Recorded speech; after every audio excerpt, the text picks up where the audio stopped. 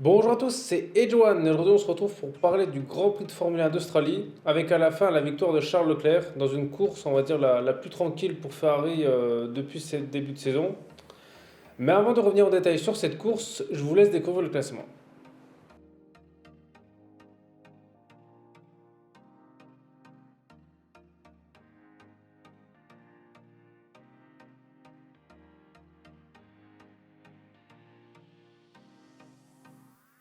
Donc comme je le disais, ce fut la victoire de Charles Leclerc, donc la deuxième de cette saison pour Ferrari. Et en plus Leclerc va empocher le meilleur tour de course donc ça va lui faire 26 points. Donc voilà, alors sur cette course, c'est vrai que la Ferrari a vraiment totalement dominé la course et on va dire que c'était la course où ils ont vraiment le plus dominé parce que comme leur première victoire, ils ont quand même moins dominé que ça. C'est-à-dire que Verstappen réussissait à revenir sur Leclerc dès qu'il y avait une voiture de sécurité. Mais sinon, à la régulière, il n'arrivait pas du tout à le suivre. C'est-à-dire que, par exemple, au départ, et après à chaque redépart de voiture de sécurité, Leclerc, après le 2 3e tour, il avait déjà plus que 1 ou 2 secondes d'avance. Donc ça montrait bien que la Ferrari dominait complètement. Et à la régulière, il avait à peu près 4 5 secondes d'avance sur Verstappen. Donc là, ça montre bien que Ferrari est un cran au-dessus. Parce qu'en général, avoir un écart comme ça. En plus, Verstappen attaquait pas mal et à cause de ça, justement, il a eu une casse moteur. Voilà, son moteur a pris feu. Donc ça montre bien vraiment que la Ferrari cette année, je pense qu'elle va être très compliquée à battre. Parce que s'ils ont un tel niveau de performance, en plus qu'ils ont une bonne fiabilité, je vois pas qui peut le battre. Parce que là même, après Perez qui était deuxième, il avait presque 20 secondes d'avance sur lui. Et c'est comme énorme au niveau là, voilà, d'avoir quasi autant d'écart entre les deux premiers.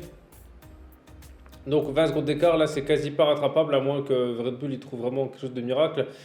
Et pour moi, cette course, vu que c'est un circuit un peu plus traditionnel, en général, il est assez révélateur parce que c'est très rare qu'une équipe qui ne gagne pas en Australie, à la fin de la saison, ne joue pas le titre. Et là, je pense que Red Bull, ça va être compliqué parce qu'ils ont comme eu 2 abandons. Donc là, ils ont plus de 50 points d'écart. Donc ça fait presque 2 courses qu'il faudrait que Ferrari fasse sans marquer de points que Verstappen gagne pour pouvoir être de nouveau en lice pour le titre. Donc là, Ferrari, maintenant, ils n'ont plus qu'à gérer. Je pense que les prochaines courses vont être intéressantes parce qu'avec 50 points d'avance, on peut largement gérer. Ils sont même pas obligés justement de se donner à fond pour un peu privilégier justement la fiabilité et pousser justement Red Bull à la faute. Parce que là, avec 2 abandons, je pense que Red Bull, ça va être un peu compliqué pour eux. Parce que si déjà aux premières courses, ils abandonnent, je pense que le reste de la saison peut être comme ça. S'ils abandonnent une course sur deux, à mon avis, ils vont pas aller bien loin. Ça va vite les agacer parce que, à mon avis, ils ont fait une bonne voiture, mais qui est pas fiable. Et ça me donne quand même que cette année, ils ont autant de problèmes parce que l'année dernière, justement, ils étaient quand même assez fiables, c'était assez rare. Et vu qu'en plus, ils ont gardé le même moteur, c'est quand même bizarre. Peut-être qu'il y ait des nouveaux réglages. C'est peut-être justement le nouveau carburant qui fait que ça fonctionne pas bien. Ouais, à voir justement dans les prochaines courses. Donc, le deuxième, c'était Perez. Alors, Perez qui a fait quand même une bonne course dans l'ensemble. Alors certes, il était loin de Leclerc, mais bon, il a quand même eu la deuxième place. Voilà, voilà, on va dire qu'il a mis sa voiture à la place où elle devait être. Donc pour moi, c'est quand même une bonne course dans l'ensemble. Même si on va dire qu'il est quand même toujours en dessous de Verstappen. Il a eu une petite bagarre avec Hamilton et Russell.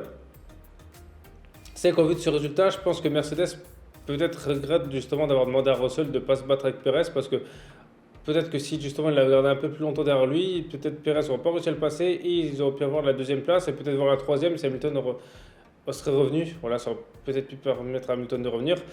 Donc voilà, Russell qui a fini troisième. Alors il a fini troisième grâce à lui de la chance. Parce que quand Hamilton s'est arrêté, il n'a pas eu de voiture de sécurité et Russell a pu bénéficier d'une virtual safety car qui lui a permis justement de faire un arrêt qui a coûté beaucoup moins de temps justement à être réalisé. Donc ça lui a permis d'être devant Hamilton et après en fin de course. Alors peut-être que Mercedes a demandé à Hamilton de ne pas attaquer Russell parce que il revenait sur lui et puis à un moment il a coupé l'effort, donc peut-être c'est ça. Donc ça c'est un peu dommage s'il commence à demander ça, parce qu'on va dire que Hamilton avec tout ce qu'il a fait pour Mercedes, bon il mérite quand même de pouvoir attaquer son équipier. Voilà, on verra sur les prochaines courses où ça en est, mais j'espère que Mercedes vont pas faire un coup comme ça à Hamilton, parce que ce serait quand même dommage avec tout ce qu'il a eu avec qu'il puisse pas se battre, parce que là justement sur cette course Hamilton était quand même meilleur que Russell. Voilà, à la régulière il était plus performant que lui. Il a montré qu'il en avait envie. Donc c'est bien aussi pour Hamilton là, qui repasse devant Verstappen de championnat. Donc c'est vrai que Mercedes, si ils trouvent la solution à leur problème, il y a moyen justement qu'ils soient toujours dans la course au titre parce que la Red Bull avec leur problème de fiabilité, il y a vraiment moyen de les prendre à mon avis. Ensuite, le cinquième, ça a été Norris. Alors déjà, ça a été intéressant de voir que les 3, 4, 5, c'est 3 Britanniques. Voilà, je pense que c'est assez rare que les 3 drapeaux suivent comme ça. Donc alors les McLaren, eh ben, ils ont fait une course à mon avis à leur osité parce que c'est vrai qu'ils ont fini en plus l'une derrière l'autre, donc à mon avis c'était la performance. Après c'est vrai que aussi à noter que sur cette course, justement les premiers, voilà, les 7 premiers, ils se suivaient, c'est-à-dire qu'il y avait Ferrari, les deux Red Bull, les deux Mercedes et les deux McLaren. Donc ça montre bien sur cette course justement que je pense que les voitures ils étaient à leur place et que les pilotes on va dire ils influençaient pas tant que ça. Donc voilà les McLaren sur cette course il n'y a pas grand chose à dire parce qu'au final ils ont pas trop existé, ils ont resté un peu près où ils étaient. Par contre ce qui est bien c'est comme qu'ils reviennent au niveau de la scène parce que c'est que leur première course a été catastrophique mais bon à mon avis ils avaient un grave problème que là ils ont pu résoudre. Donc c'est bien parce que ça aurait été comme dommage pour eux qui redeviennent justement comme il y a 3 4 ans, voire même peut-être 5 6 ans. Là, au moins, voilà, ils sont à leur place. Mais après, justement, à voir au fil de la saison comment ça va évoluer, parce que je trouve qu'à l'heure actuelle, on va dire, ils peuvent pas se battre avec les Mercedes. L'année dernière, ils se battaient avec les Ferrari, mais là, cette année, ils peuvent pas se battre avec les Mercedes. Et ils sont au-dessus des autres. Donc, à mon avis, ils risquent d'être justement abonnés à ce milieu de peloton, à moins qu'il y ait des courses où ils soient plus performants que d'autres. Mais pour l'instant, je pense que ça va être leur place. Mais bon, c'est déjà pas mal de faire ça que d'être où ils étaient la première course. Ensuite, le septième, ça a été Ocon. Alors, Alpine, justement, ils restent à peu près au niveau. Voilà, leur place, c'est à peu près justement vers entre la 10e et la 7e place. Bon, on ne peut pas parler d'Alonso qui a fini dernier. Bah, je ne sais pas ce qui s'est passé en fin de course pour lui, mais c'est totalement écroulé. Et puis, il se faisait passer par tout le monde alors qu'il avait justement des pneus plus frais. Peut-être que les pneus là ne fonctionnaient pas avec la voiture. Mais voilà, Ocon reste dans la même place d'Alpine. Voilà, c'est leur place à peu près là, entre la 7 et la 10e place. Donc, ils progressent. Peut-être que sur le fil de la saison, on va pouvoir peut-être continuer de progresser. Peut-être qu'il y a des courses où ils sont mieux. Voilà, en tout cas, ils ne régressent pas. Voilà, c'est déjà bien. Maintenant, je pense qu'eux peuvent que s'améliorer et à voir où ils vont être. À mon avis, il y a peut-être moyen qu'au fil de la saison, ils se rapprochent de McLaren. Voilà, à voir ce que ça donne avec eux. Mais sinon, c'était une course vraiment tranquille pour Ocon. On l'a pas trop vu parce qu'il n'a pas eu trop de choses à faire. Voilà, il reste à peu près vers la place là. Et puis, il n'a pas eu vraiment quelqu'un qui l'a inquiété. Ensuite, le huitième, c'était Bottas. Alors lui, c'était une course quand même assez compliquée pour lui. Il a dû quand même se battre. À la fin, il a eu quand même un bon résultat. Mais c'est vrai qu'il a dû se battre avec Stroll, Gasly et Alonso. Voilà, c'était un peu le duel. Stroll qui n'a pas du tout été fair play d'ailleurs, qui s'est pris une belle pénalité parce qu'il a zigzagué. Et après tout son week-end, c'est vrai que je ne sais pas ce qu'il va avoir sur à Stroll, mais bon, voilà. Mais pour revenir sur Bottas, je pense que justement, d'être à sa place là, ça lui redonne un peu de motivation parce que c'est vrai qu'il se donne comme à fond, il est plus agressif que quand il était avec Mercedes, donc je pense que la voiture lui convient. Voilà, Alpha qui sont meilleurs que l'année dernière parce que là, justement, ils sont régulièrement dans les points. L'année dernière, c'était très rare qu'ils y étaient. Donc je pense que là, ils ont une bonne voiture. Ils peuvent peut-être se rapprocher justement de ceux de devant. Il y a moyen qu'ils se battent avec Alpine parce que c'est vrai qu'ils sont assez proches d'Alpine. En vrai, je pense que leur adversaire, ça va être eux cette saison. Parce qu'AlphaTauri, ils ont l'air d'être comme un peu en dessous d'Alfa Romeo cette année. Donc à voir comment ça va évoluer. Mais en tout cas, c'est bien justement qu'il y ait une belle bagarre pour les points entre eux et Alpha. Ça, je pense que cette année, justement, vers la 10e place, ça va être intéressant. Et ces bagarres sont toujours intéressantes parce que, on va dire, quand justement devant il ne se passe pas grand chose, au moins on sait qu'au milieu du tableau, bah, on a des choses à regarder qui va. Ensuite, Gasly a fini 9e. Alors c'est vrai que là, cette année, AlphaTauri, ils sont à peu près ici, alors que l'année dernière, ils étaient beaucoup plus hauts. C'est un peu dommage pour eux. Mais bon, on va dire, je pense que c'est peut-être qu'ils ont un peu plus de mal à s'habituer justement au règlement. Après, ils ont la voiture la plus légère. Peut-être que ça a des avantages, des inconvénients, mais je pense qu'à l'heure actuelle, c'est peut-être pas la meilleure solution dans la mesure où ils étaient meilleurs l'année dernière. Donc voilà. Mais à mon avis, je les vois mal quand même, par exemple, se rapprocher des McLaren. Je pense que ça va être au mieux Alpine, mais c'est tout. Je les vois mal aller au lieu de la 6e place à la régulière. Ça m'étonnerait qu'ils fassent mieux. Et le 10e, ça a été Albon. Alors c'est quand même un exploit qu'une Williams marque des points. Alors ça montre bien aussi, je pense que Latifi, à mon avis, il n'est pas du tout au niveau parce que, on va dire, l'année dernière, Russell a réussi. Là, Albon et Latifi n'y arrivent pas. Donc je pense que la Williams a quand même du potentiel. En plus, il avait une stratégie vraiment très originale. C'est-à-dire qu'Albon a fait toute la course avec les mêmes pneus. Il s'est arrêté dans le dernier tour. Ça lui a permis d'être 10e. Peut-être c'est une stratégie qui va peut-être être utilisée justement dans les prochaines courses. Parce qu'au final, pour les voitures qui sont beaucoup moins de performance, c'est quand même une stratégie qui paye. Et ça montre aussi que Williams, ils ne sont pas si largués que ça, qu'il y a des courses où ils peuvent faire quelque chose. Parce que même avec une stratégie différente, il faut comme que la voiture soit minimum performante. Donc je pense que soit Albon a vraiment bien géré ses pneus. Mais bon, aussi après, je pense qu'il y a les 2 safety cars qui a dû aider pour pas arriver là. Mais voilà, en tout cas, c'était vraiment une très belle course d'Albon qui a fini 10e. Et peut-être que Et avec le parcours qu'il a eu compliqué chez Red Bull, à mon avis, justement, ça va vraiment lui faire du bien et ça montre qu'il est toujours présent dans la Formule 1 et qu'il n'a pas perdu son niveau. Après, pour moi, les déceptions sur cette course, c'est les As qui, justement, restaient sur 2 grands prix où ils étaient dans les points.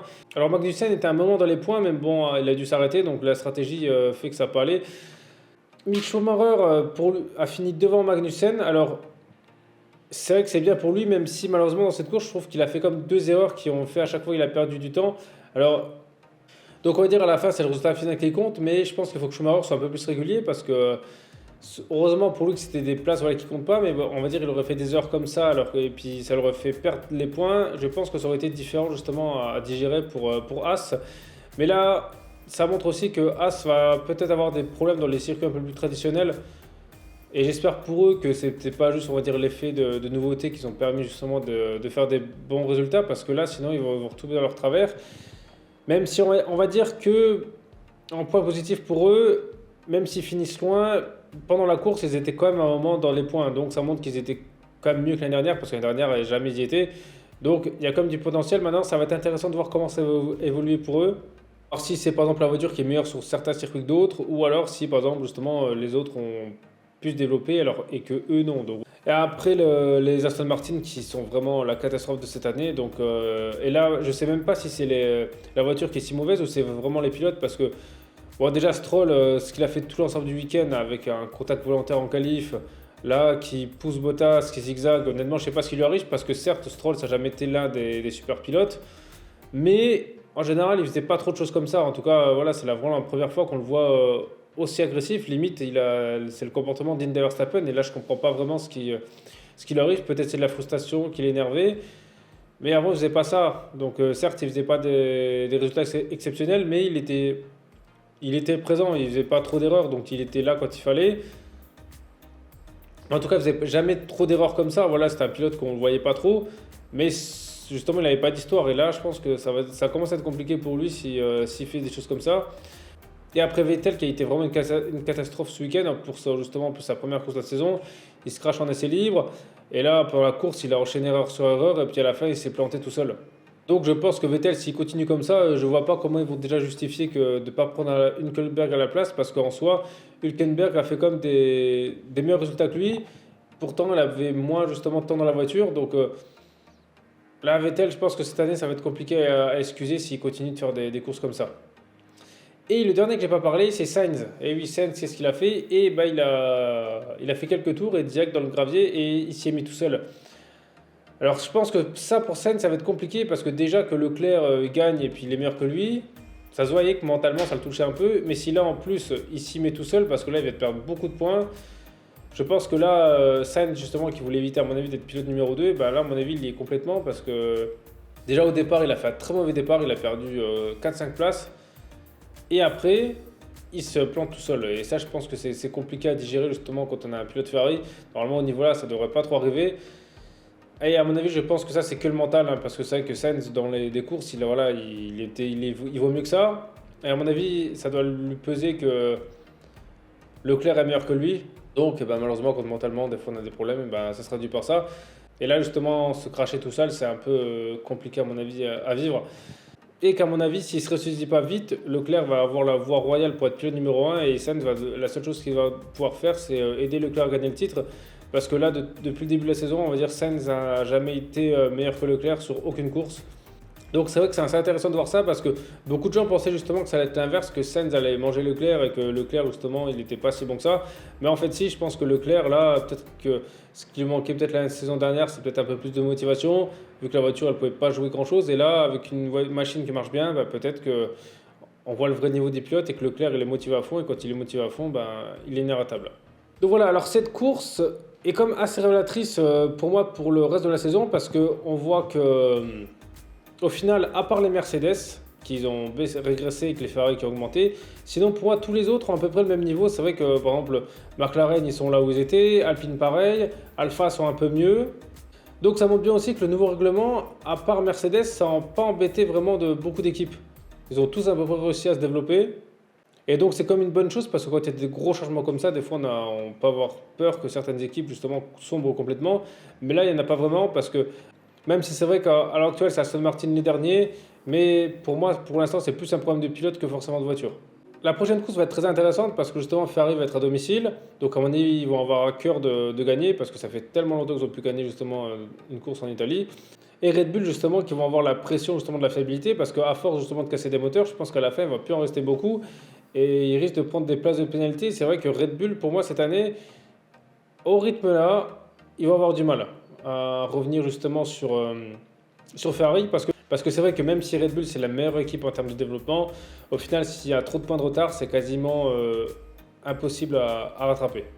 Donc voilà, après vous justement, dites-moi dans les commentaires ce que vous avez pensé de cette course, voilà, c'est des choses que vous n'êtes pas d'accord avec moi ou des choses que j'ai oubliées. Et sinon, merci à tous d'avoir regardé cette vidéo, c'était AJ1, on se retrouve très vite pour une prochaine vidéo.